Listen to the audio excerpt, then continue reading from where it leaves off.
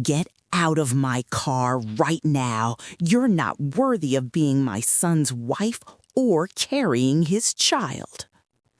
That sentence came from my mother-in-law as she pulled over on a dark road while I was 9 months pregnant. The next morning, when 20 luxury cars rolled into our neighborhood to pick me up, as always, before we dive into a story with an ending that's going to feel so satisfying, let's do a quick roll call. Type present and tell me which city you're watching this story from in the comments. For everyone who's already liked and subscribed, I pray that God makes your problems easier, widens your income, and keeps you healthy. Thank you, my friends. Now, listen carefully to my story. I married my husband Ethan because I thought love was enough. When we got married, I didn't tell him much about my family background. I said my parents were comfortable and liked to keep things private. I didn't explain that my father, Charles, owned a group of companies and that I was technically the main heir. I didn't want him to marry me because of that, so I walked away from my family's money, or at least that's what everyone thought. The legal side was different, but on the surface, I lived like any normal woman. The biggest mistake I made was thinking that because I gave up that lifestyle, people would respect me more. Ethan's mom, Margaret, took one look at my simple wedding dress and the fact that I took the bus to work, and she decided who I was in her head. Poor, beneath them, and desperate. At first, she put on her kind mother mask. "Oh, Lily, you're so independent," she would say in front of relatives. "We're happy to welcome you into our home." Then, when everyone was gone, the real comments came out. "You don't know how to cook this? What did your mother teach you? Your clothes are too plain. People will think my son married a maid. You should be grateful we let you stay in our house." I tried to ignore it. I told myself it was cultural differences, that she'd warm up once we had a baby. Then I got pregnant, and everything got worse. One afternoon, when I was about 6 months along, she came into the kitchen where I was washing dishes. "Lily," she said sweetly, "sit down for a second. You're pregnant. You shouldn't be on your feet too much." That sounded nice, so I sat. My back hurt all the time by then, so any excuse to sit was a blessing. She made tea and slid a mug in front of me, then placed some papers on the table. "These are just some simple things to protect the baby. You know how messy the law can be. This says that if something happens to you, the child stays with us. It's better that way. We have more money, more stability." I frowned. Why would something happen to me? She smiled, but it didn't reach her eyes. "Pregnancy is risky. Besides, if you really love this baby, you won't make this difficult." I skimmed the papers. It was all legal terms I didn't understand. My instincts were screaming. "Can I show this to someone first? Like a lawyer?"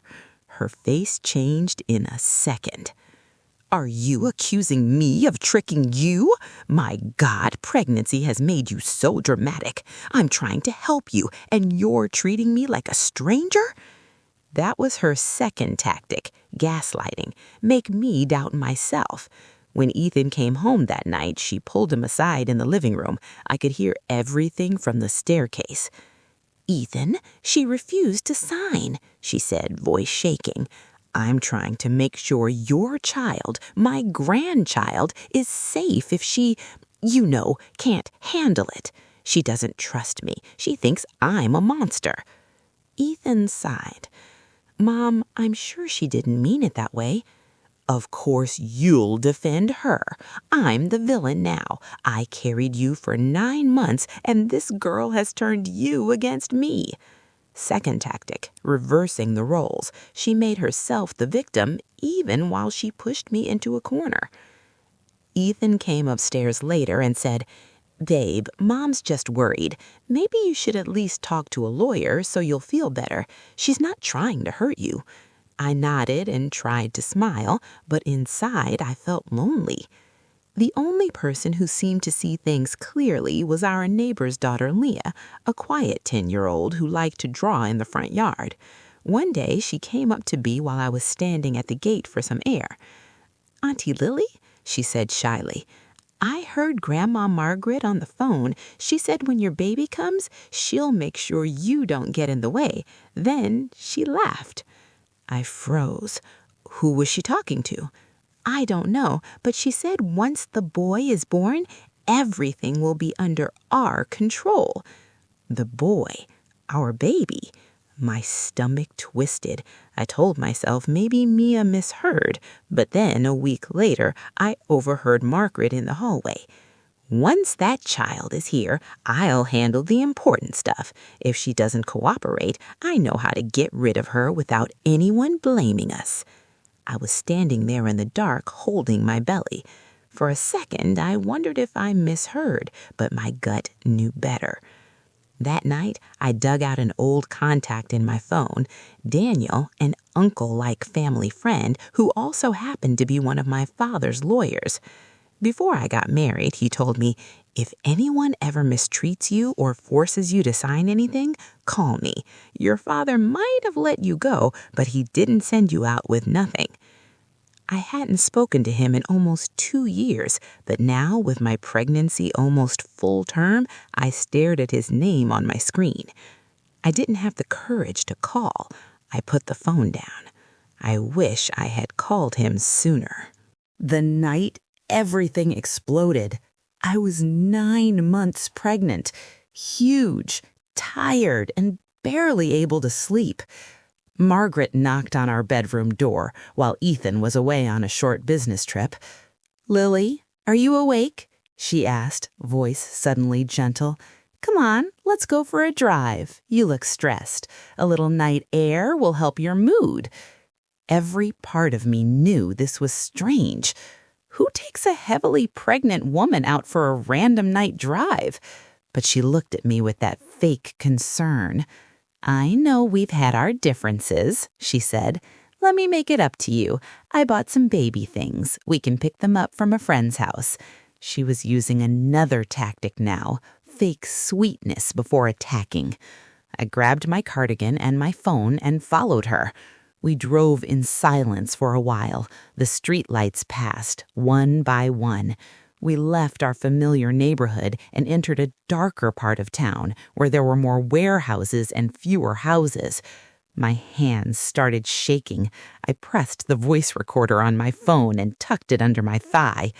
"Where are we going?" I asked. "To a friend's," she said, not looking at me. "Relax." She pulled over near a quiet stretch of road with a broken street lamp. My heart started racing. "There's no house here," I said slowly. She turned the engine off and finally faced me. Her expression had turned cold. "You're not that stupid, Lily. You must know by now that you don't belong in our family." I swallowed. "What are you talking about? I'm your son's wife. I'm carrying your grandchild." "You're carrying my grandson. That's the only reason I tolerated you this long. But you're a problem. You question everything. You won't sign anything. You make my son argue with me." "I didn't." "Enough." She opened her door and came around to my side, ripping my door open. "Get out of my car right now." I grabbed the door. "Margaret, please, it's late. I'm 9 months pregnant. What are you doing?" "Get out of my car right now," she hissed, voice low and hateful. "You're not worthy of being my son's wife or carrying his child. From tonight on, you are nothing to us." Fear shot through me. "What about Ethan? Does he know you're doing this?" "He'll believe what I tell him." She smiled coldly. "You know how emotional you've been. I'll say you ran away, that you couldn't handle the pressure, that you didn't want the baby. I'll make sure everyone thinks you abandoned him." My legs felt weak as I stepped onto the gravel. The night air was sharp and cold. She tossed my small overnight bag onto the road. "Take your things and leave the baby to us. We'll raise him properly." "You can't do this," I whispered, tears spilling over. "This is illegal. You can't just take my child away." She leaned close to my ear. "Watch me." Then she got back in the car and drove away, leaving me alone, 9 months pregnant, on a dark road. For a moment, I just stood there, shaking. I thought I might collapse. My back throbbed, my belly felt heavy and tight, and I could feel a faint pain starting to build. Then I remembered my phone. The recorder was still running. I hit stop with trembling fingers. At least I had that. Headlights approached in the distance. My first thought was that she'd come back. Instead, an old taxi slowed and pulled over. The driver, an older man with kind eyes, rolled down the window. "Miss, are you okay? It's late. You look like you're about to give birth." My mother-in-law left me here. Can you take me somewhere with Wi-Fi and a charger? I need to make some calls." He didn't ask more questions. "Get in slowly. We'll go to my cousin's diner. It's open all night." In the taxi, I finally found the courage I didn't have before. I scrolled to Daniel's name and pressed call. "Daniel?" I said. "Daniel? What's wrong?" He answered, shocked. My voice broke. "Uncle Daniel, I think Margaret is trying to cut me off and take my baby. I have a recording. I need help." His tone changed, calm and firm. "Where are you? Send me your location and listen carefully. From this moment, do not sign anything, do not agree to anything, and do not go back there alone. I'm coming." By morning, I was sitting in a small private room at a clinic near the diner, hooked up to monitors. The doctors said stress had triggered some contractions, but they managed to calm things down. I sent Daniel my location, and a few hours later, he walked in with another man behind him. My father. I hadn't seen him since my wedding day. His hair had more gray in it, but his eyes were the same, sharp, worried, and protective. "Dad?" I said, voice tiny. He went straight to me and hugged me carefully, his hands trembling. "I told you I'd respect your choice," he said softly, "but I never said I'd let anyone treat you like garbage." I started crying again. I didn't want them to think I married Ethan for money. I thought if I lived simple like this, they'd accept me. Daniel pulled a chair close. "Lily, listen," he said. "When you got married, your father made sure you weren't walking away empty-handed. The house you live in is legally in your name through a holding company. Your mother-in-law doesn't know the details. And the investment into Ethan's family business, that's also from your father's company." I blinked. "What?" My father nodded. "We own 40% of their company. There are clauses in the contract. If they mistreat you or force you to sign anything unfair during the marriage, especially while you're pregnant, we can pull our money, take over certain assets, and start legal action." I stared at him. "You did all that for me?" "I knew you were stubborn," he said, managing a small smile. "I let you go, but I wasn't going to let sharks eat you alive." "What about Ethan?" I asked. "I don't know if he knows what his mom did." "That's why we're going to handle this carefully," Daniel said. "I want to hear the recording." I played it for them. Margaret's voice filled the room, telling me to get out, saying I wasn't worthy, talking about taking my child. My father's jaw clenched. Daniel's eyes hardened. "That's enough," Daniel said. "We're going to them, but this time you're not walking in alone." My father reached for my hand. "Do you want to go back there at all?" he asked. I thought about it, about the baby kicking in my belly, about our neighbors who already looked at me sideways because of the stories Margaret told about me being sensitive and not fitting in. "Yes," I said, "but I don't want to go back to live there. I just want the truth out. I want everyone to see what she did, and I want to protect my baby." My father nodded. "Then that's what we'll do." While we planned, Margaret was busy spinning her own story. Back in the neighborhood, she stood at the gate with her robe on, talking loudly to anyone who would listen. "She ran away last night," I imagine her saying, hand on her chest. "I tried so hard to be a good mother-in-law, but she screamed at me, said terrible things, and just ran off. I'm worried about the baby. Some women just aren't meant to be mothers."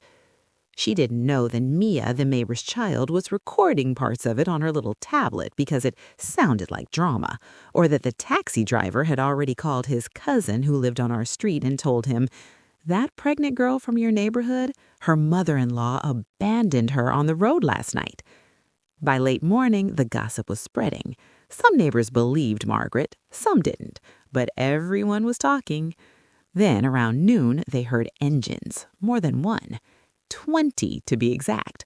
One by one, black luxury cars turned into our small street, shiny and intimidating, windows tinted, engines quiet but powerful. They took up nearly the whole road. People stepped out of their houses, staring.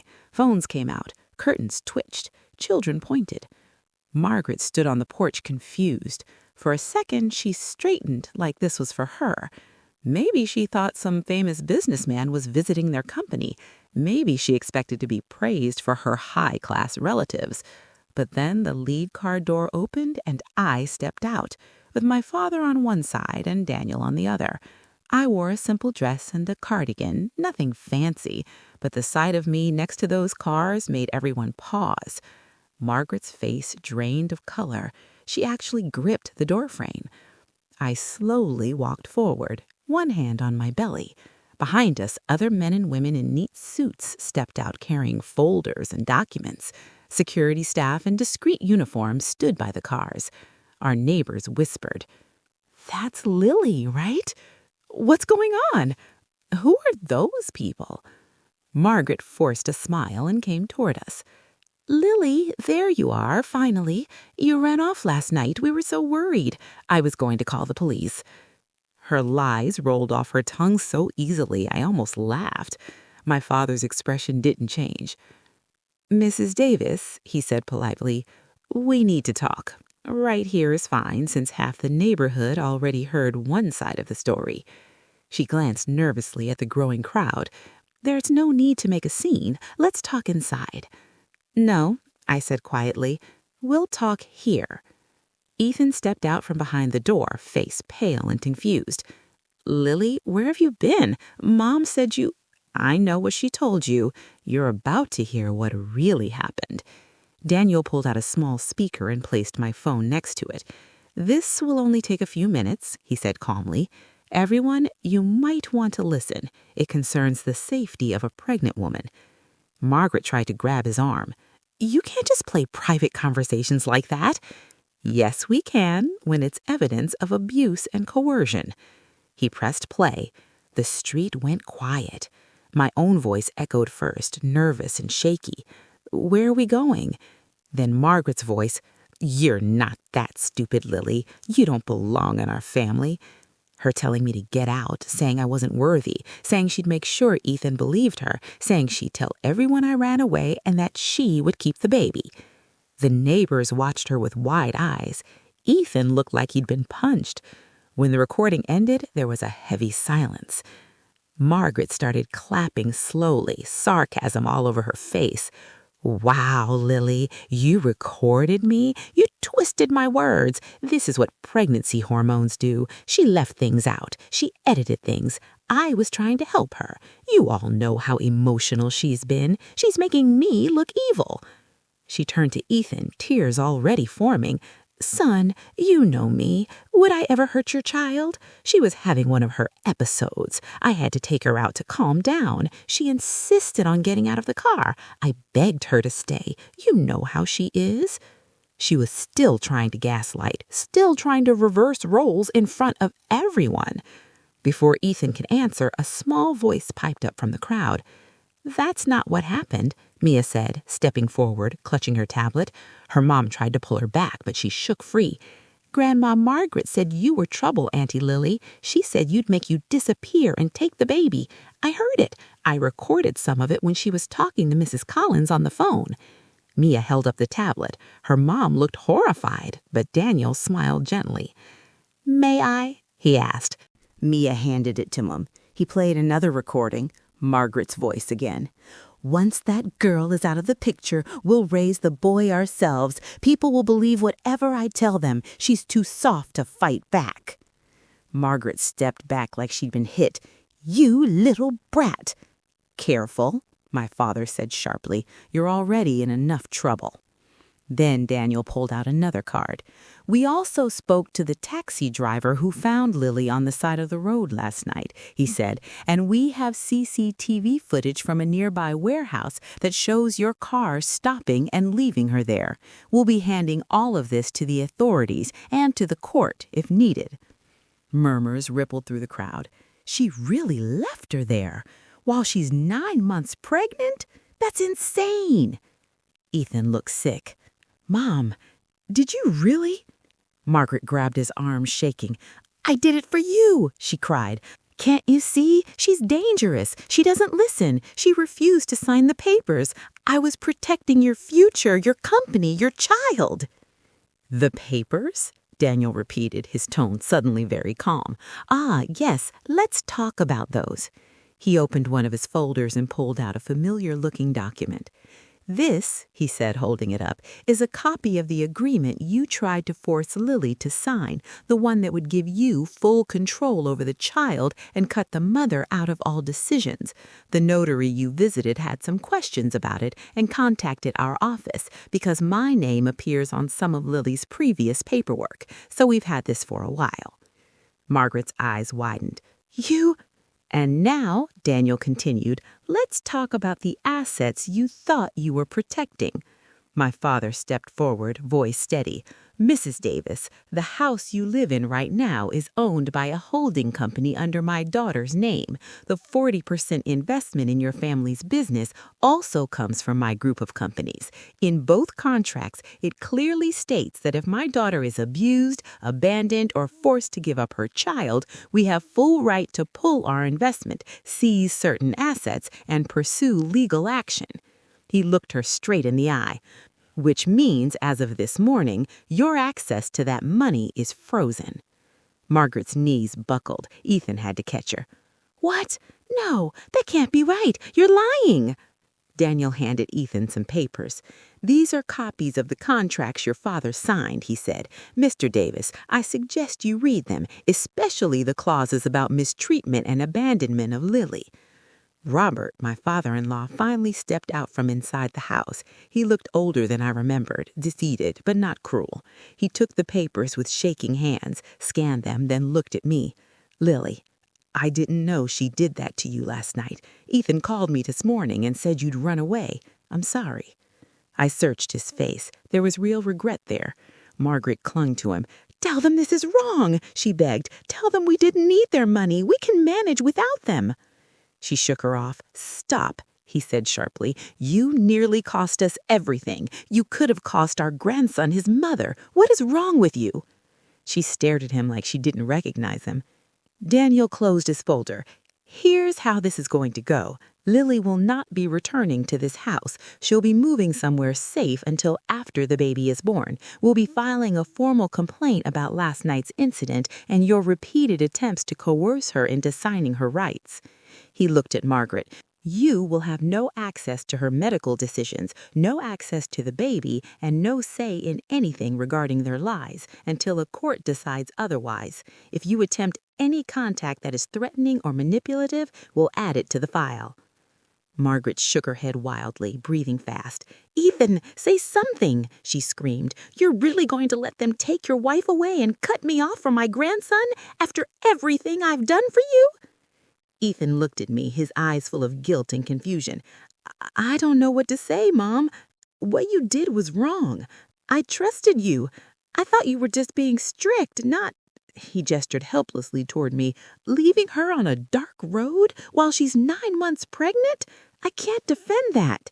"You ungrateful child. She's turned you against your own mother. She's a snake. She tricked us all. She's rich and she hid it from us. She made us look cheap." I took a deep breath. I hid it because I wanted to be loved for who I am, not for what my family has. I never flaunted anything. I cooked, cleaned, and tried my best to win you over. You chose to treat me like trash."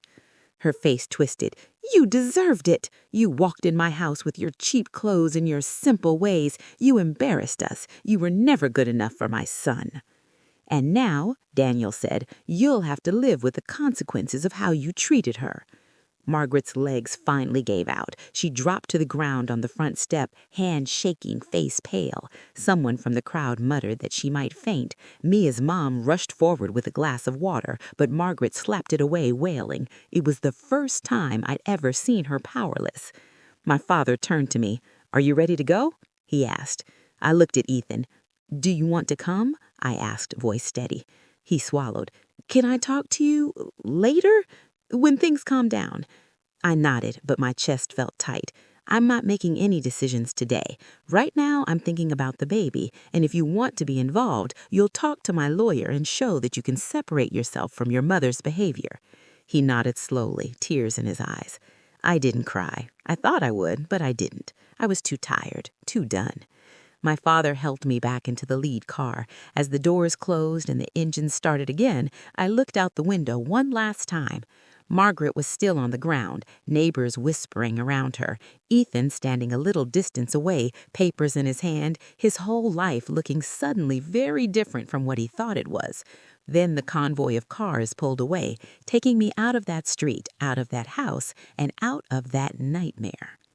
2 months later, I was sitting in a bright, quiet apartment that my father helped arrange for me. My baby boy, Noah, slept in a bassinet beside me. We'd been through a lot since that day. There were meetings with lawyers, therapy sessions, and long talks with Ethan. He ended up moving out of his parents' house and renting a small place near my new apartment. He was working hard to rebuild trust both with me and with my family. Nothing was decided yet about our marriage, but we had a temporary arrangement for co-parenting and visitation, supervised at first. As for Margaret, the consequences hit her from every angle. Our complaint about the abandonment and the attempted coercion was taken seriously. She didn't end up in prison, but there were warnings and a record. The company lost my father's investment, and they were forced to sell some assets to cover debts. Robert removed her from any position of influence in the business and put strict limits on her spending. In the neighborhood where she once bragged about her perfect family, people now whispered for a different reason. She stopped coming out as much. When she did, she kept her head down. She asked to see Noah several times through lawyers, but every request came with conditions she didn't like. Supervised visits, no alone time, no manipulative comments. So far, she refused. I didn't push it. I didn't need her in our lives. One afternoon, as I watched Noah sleep, I thought back to that night on the dark road, to the gravel under my shoes, the sound of her car driving away, the way my hands shook as I pressed record. From everything that happened, I learned that staying quiet to keep the peace only feeds people who are willing to destroy you to protect their own image. If you're in a situation like mine, please don't ignore the red flags and don't be ashamed to protect yourself legally, even if the enemy is family. If you've been through something similar or want to share your own story, write it in the comments. Don't forget to share this video with your friends, hit the like button, and subscribe so you don't miss the next stories.